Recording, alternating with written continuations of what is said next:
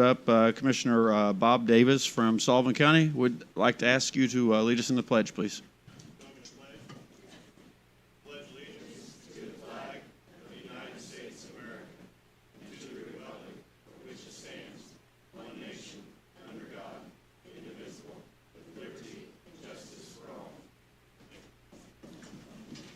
Thank you, sir.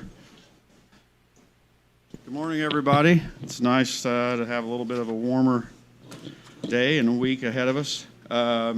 First, we'll start with our auditor, and will present us the minutes and claims. Ask the commissioners to approve the minutes from January 21st, 2025.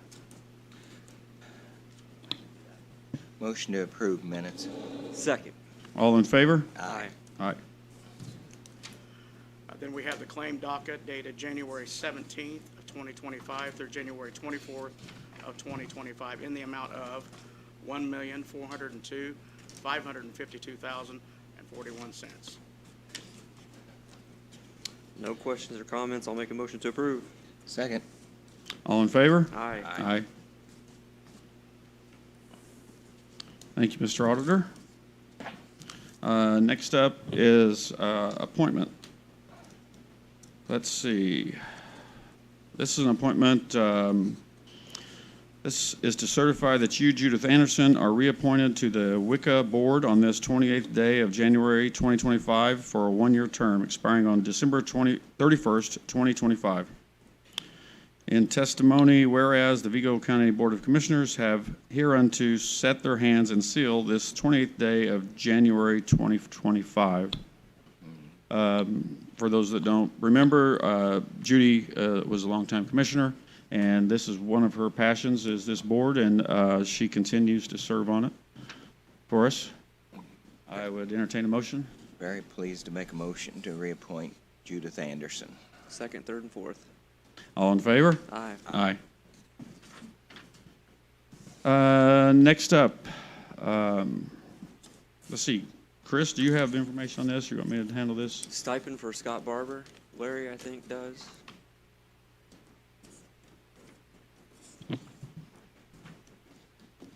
Good morning. Good morning. Most of my supervisors and stuff have the phone stipends already. I already thought Scott already had one since he's GIS director. He utilizes his personal cell phone on numerous occasions, communicate with my guys in the field. Also answering his emails go to his phone so he can track emergency locates and things like that for our department. So I just actually wanted to ask for him to have the phone stipend. Is it not working? Be Can you talk careful. louder?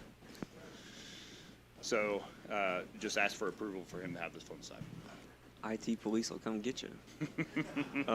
I'll make a motion to approve. I will second that. All in favor? Aye.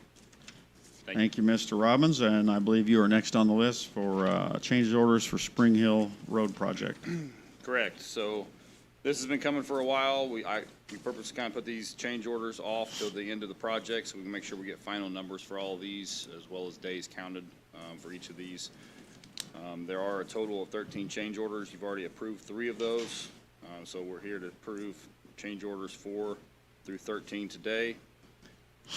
Change order number 4 was utility-related delays in 2023 caused by Frontier Communications for standby. That amount was $29,104.11. Change order number 5 was utility-related delays caused by Frontier Communications. Cost escalation for the year from 2022 to 2023, and that amount is $79,299.82. What that was, we couldn't start another phase of the contract. It was set to start at the end of 2022.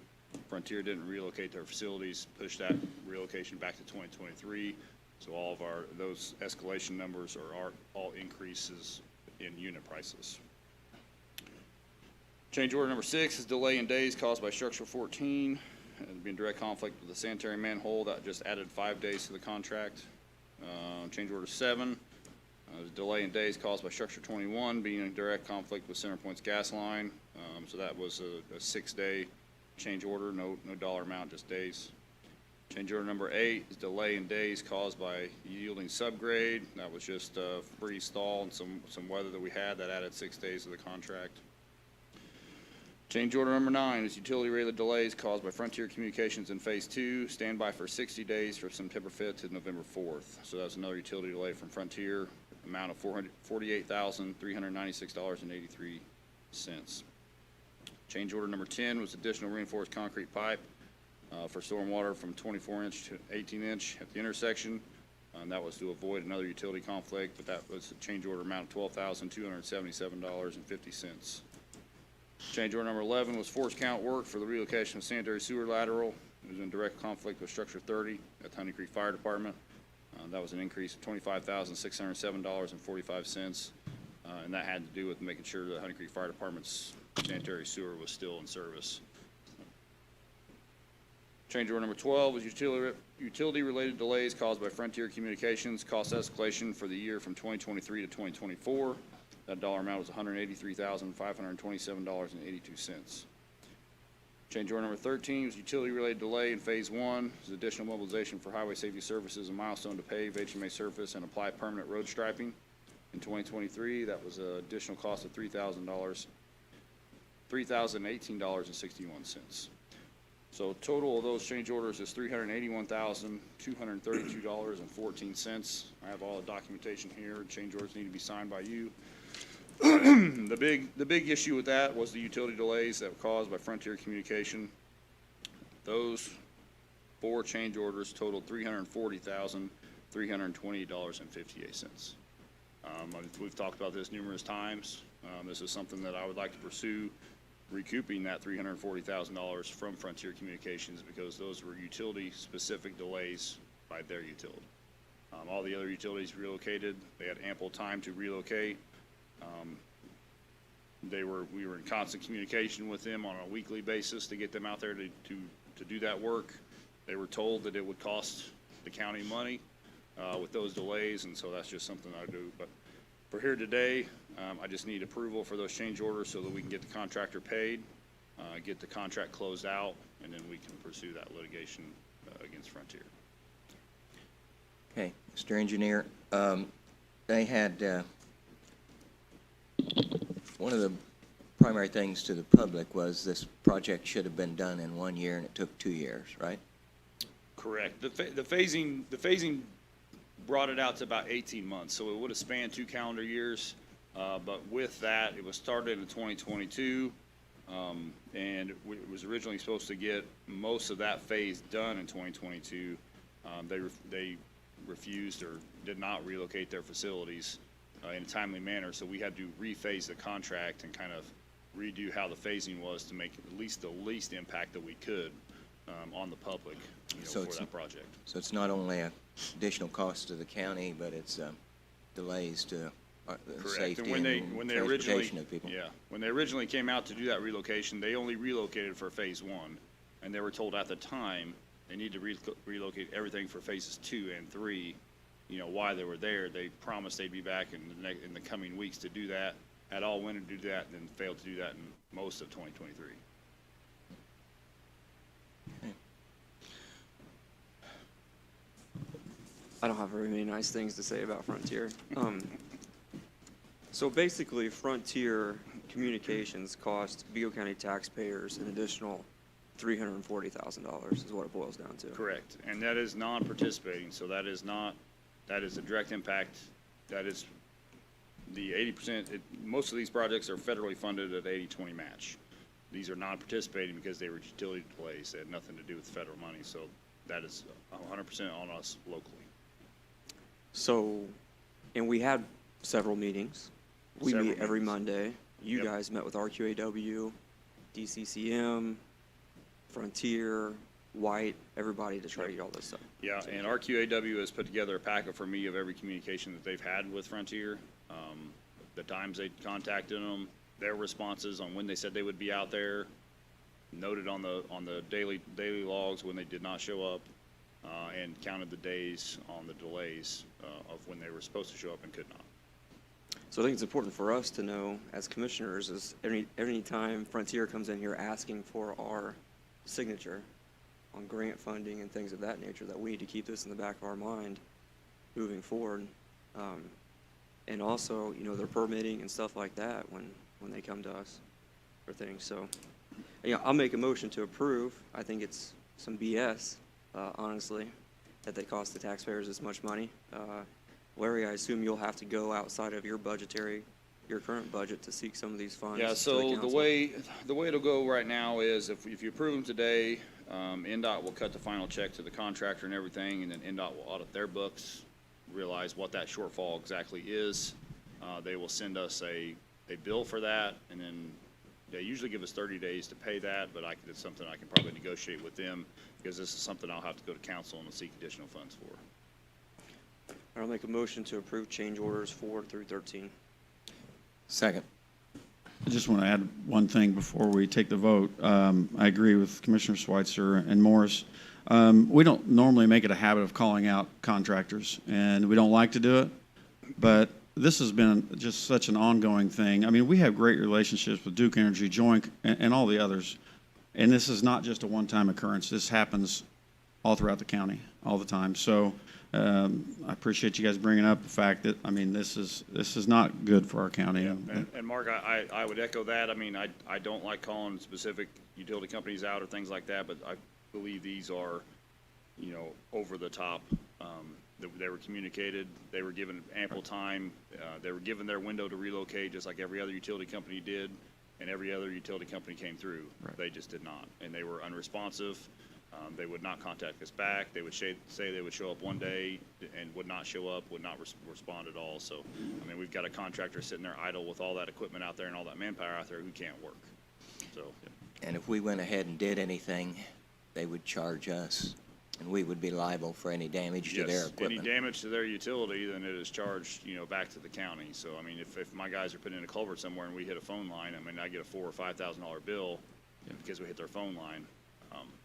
Let alone it's hard to locate those. I mean, they leave 4 or 5 dead phone lines there, in that same corridor. My guys think they found the live one, and then they hit the dead one, or they hit the live one thinking they were protecting the dead one. So it's just one of those things. But I mean, we get bills from them all the time for damage. So. They are quick at sending bills. That's the Yeah. only thing. Yeah. Okay, we have a motion and a second. All those in favor? Aye. Aye. Aye. Thank you. Thank you for your persistence.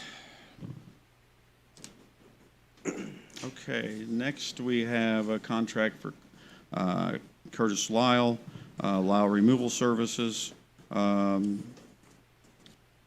we have Can I any? take that? Yeah. Yes, please. Yeah, Curtis is here today. Travis Norris contacted me and sent me a proposed contract. I recommended a couple changes. Those changes were made now. And Curtis is here asking the contract be approved today.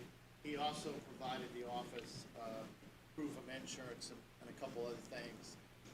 I talked to him this morning before the meeting, and it looked to me like there might be a mistake on the proof of insurance, which he's going to talk to them, and we're going to get it corrected. But I'd ask the commissioners to go ahead and approve his contract today. I get called out on a lot of these scenes when we have the scene individuals. Curtis does an unbelievable job of taking care of the bodies and taking care of a lot of the hard stuff in these cases. So I just want to make sure everybody knows that. I just got called out just a few minutes ago. I shouldn't laugh at that, I'm sorry. But I just called my insurance company, and he said, look at the top of that thing, and it says $1 million insurance. So he said, it's okay. He said, everything's fine on it. So, I would make a motion to approve the new contract with Lyle Removal Services.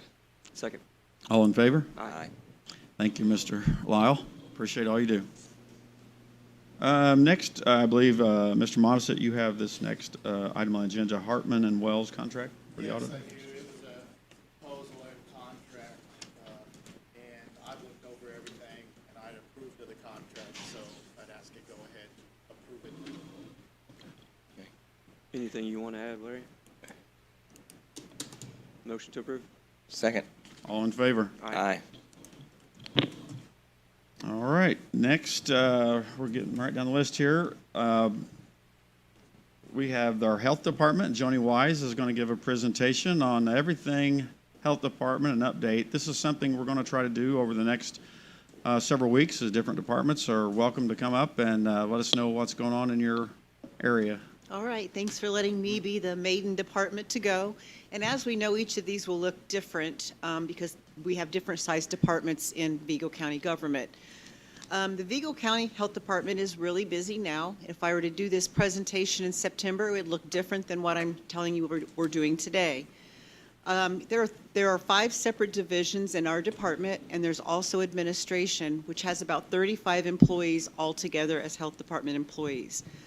The size, a lot of people don't realize the size of our department or the scope of work that we do.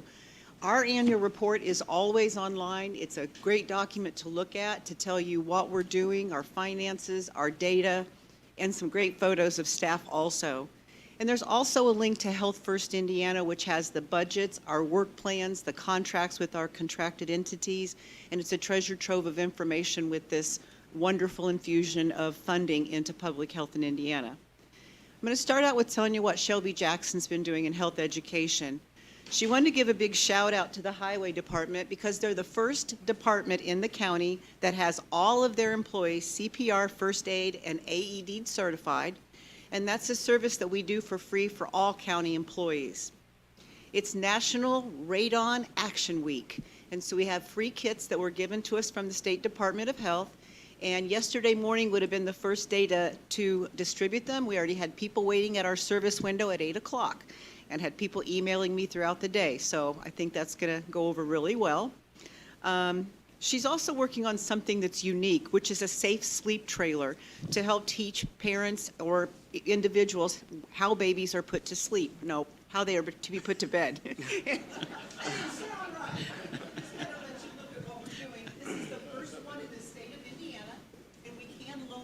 To other counties or entities like Rural Health or Union Hospital. But there's a lot of noise and positive buzz at the state about it. With B&B Food being bought out, they no longer do the Serve Safe courses for food handlers. And so that's something that we've picked up and are having we had 2 of our employees trained. So we're going to start offering that once a month. And she continues to do her passive education around the building with our bulletin boards and then the inserts that you can take out of every bathroom stall. And the big thing that she's working on is our very popular county employee health fair that'll be in April of this year. If you caught recently 2 great articles that were in the Tribune Star on our social services division and some of the programming that we're doing with Health First Indiana on mental health and addiction in Vigo County. They continue to go into the jail and teach courses, well, the jail and community corrections, working with the inmates. They're doing peer recovery coaching. And if you ever want to go in and observe a class and see what it's like, it's very interesting. Vital statistics, boy, that's probably the most foot traffic that comes in and out of the annex. They continue to do the birth and death records, work with Union Hospital collecting data for their grants. There's a read-only screen in every birth certificate, and it's a treasure trove of information on maternal health and the baby's health. They also work on the child fatality review team, gathering data, and work with the coroner's office and people doing genealogy. Environmental health, Amanda Puller wants to report that we're launching our new inspection software called Inspect2Go, which is a cloud-based program, and it covers all inspections for her division, whether that's body art, public or semi-public swimming pools, complaints, food, and on-site septic system. Last year, we had 3 student interns from all 3 high schools, and they also were here over their winter break, and they shadowed every division, but they also did data entry for environmental health, entering over 11,000 septic systems into our new database. Body and Art just completed the renewals. Food and Body Art just completed the renewals of permits for 2025, and they issued over 500 permits for both areas. Again, if you'd ever want to go out and shadow and see what an inspection's like, either a restaurant or a food or pool or a tattoo parlor or body art parlor, just let us know and you're welcome to come along. Our clinic, Robin Maurer reports out. We're still doing our child and adult immunizations along with physicals. We also do our tuberculosis, our latent and active cases, lead, and hemoglobin testing. On certain days each month, we offer paternity testing, HIV, hepatitis C, and STI. We're HIPAA exempt, which means all diseases that are deemed reportable in the state of Indiana have to come to us in the time frame described by the state. So every day, we have new hepatitis cases, we have new salmonella, it depends on what it is, and then it's up to our staff in the clinic to make sure that they're followed up on correctly. So that's a big task. One of the other things that they work on that are always entertaining to read are the animal bite reports, because you have the part that the clinician writes, and then you have the part that the person who got bit wrote. And it's funny, sometimes they draw a picture of what the cat looked like, or the dog's eyes met mine as I was eating my bologna sandwich. So they're always pretty interesting to read how people get bit by animals. Our vector control division, and I don't know, I know, Mike, you've been up there. Chris, have you? Mark? It's where, we call it our compound, and that's where we keep all of our vehicles and our equipment, and that's where our vector control division is housed. We have over 22 vehicles and four four-wheelers and 3 trailers. And in the winter months, they are maintaining all of our equipment, whether it's our spray equipment, our cars. We have a full garage, 2-bay garage up there that it looks just like if you're going to a car repair place, Spicer's, for example. But it's our compound, guys. They also do the maintenance for our maintenance department. So it's impeccably maintained. It's impressive. Mike Graylis and staff can tell you down to the last how many screwdrivers they have and where they're at. So it's highly efficient. They're looking at ordering their chemicals for next season. So what this looks like now is going to look entirely different in September, because by then we'll have new septic installments or repairs. You'll have all of the festivals, our mosquito spraying program, but that's just a little insight on a snapshot of what the health department is doing right now. And there are some of the supervisors here if you have any questions that you would want them to expound upon. Well, I want to go up there and take a tour. It's Vector cool. Control. I've heard about it, but I need to take a tour of that. But something else that you didn't touch upon that is how you kind of help our other departments with your grants. Absolutely. Especially our Parks Department. You have Yes. gotten them over the top on a couple different projects. Could you tell us a little more about that? Absolutely. One of the great things about Vigo County government, and I don't think people realize this, is we don't work in silos, nor should we. And we're all in this together for serving the people of Vigo County. So by utilizing our funding that we've been so fortunate to have, we have been able to do capital improvement projects, to do programming for the parks. Quality of life, and it gives people opportunity to go out and do something that's healthy, fun, get kids engaged in lifelong physical activity. We contract with the judges and the public defender's office, working with their JRAC program. We also work with Judge Reddy's court with Chances for Youth and the school corporation. Looking at anything that we can do to help all the other county departments, because if we can alleviate it in one area, then maybe that funding can be used someplace else. And speaking about the compound, there's a really cool Mack dump truck up there, someone who shall remain unnamed, Mike Morris, climbs on when he goes up there because it's such a cool vehicle. That's an insurance liability, Mike. I'm insured. Joni or Shelby, is there any specific legislation that you guys are keeping an eye on?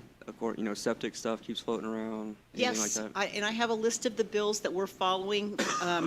Indiana Public Health Association, there are some that we are following, whether it's about vaccines, whether it is about the on-site septic rule. Trying to think of some of the other ones that came about. Most of them look pretty good. Some of them you're thinking, where is this going? So, Well, if you need help with that, we'd be happy to help. absolutely, thank you. Mike, you got something? Oh, the interns compiled the data on the septic systems? 11,000 entered into the computer. besides that, we had them out doing catch basins for the mosquito program. You know, to go into National Honor Society, you have to do so much time doing community service. And it's just awesome to have, you know, the girls from North and the athlete from South and the band kid from West Vigo, and they make their own little breakfast club. And just to see those guys mesh over the summer and get to see what we do in public health. Well, that sounds interesting because the three commissioners get out here and dabble in that far too frequently. Yeah, And we need data to make some intelligent decisions. absolutely. That's what help drives our decisions. Yep. Assess needs in the data. Great. Thank you. And Terry, is there any other unusual case that you're willing to work on here lately? One day we were talking about, remember when we had to work on this, and remember that, and then he would go one up me, but remember this one. So we're always throwing something interesting his way that comes our way. Holy the cow. Thank you very much. Thank you. Thank you, Joni. Very informative. Thank you. And will tell you that people do read the things in the stalls because I see them all the time. Yeah, they do. Somebody was there yesterday. I'm like, okay, get out of the way now, because they're reading it. But Oh, my gosh. hey. Okay. Any comments from the public? Okay, none. Any comments from commissioners or other elected officials? I'd like to say good morning to Bob Davis, Sullivan County Commissioner. Thanks for coming up today. I had a reminder on my calendar to go to your commissioners meeting last week, but I forgot. So, sorry. I bet it was. They usually are. Terry also represents Sullivan. So, I'm good. Anybody else? Just another note that the commissioners and I were talking about. What would like to do in the coming weeks is start having normal scheduled department head meetings. We want to know what's going on in the departments of the government, and just another way to increase transparency and communication. So that's something to be looking out for an email. We'll try to schedule those on a regular basis. Anything else? Mark, just maybe next week on standby for a commissioners meeting, depending on what we all decide to do at the legislative conference. Okay. Which is next week, right, Tammy? Yeah. Okay. Nothing else. We'll stand in recess.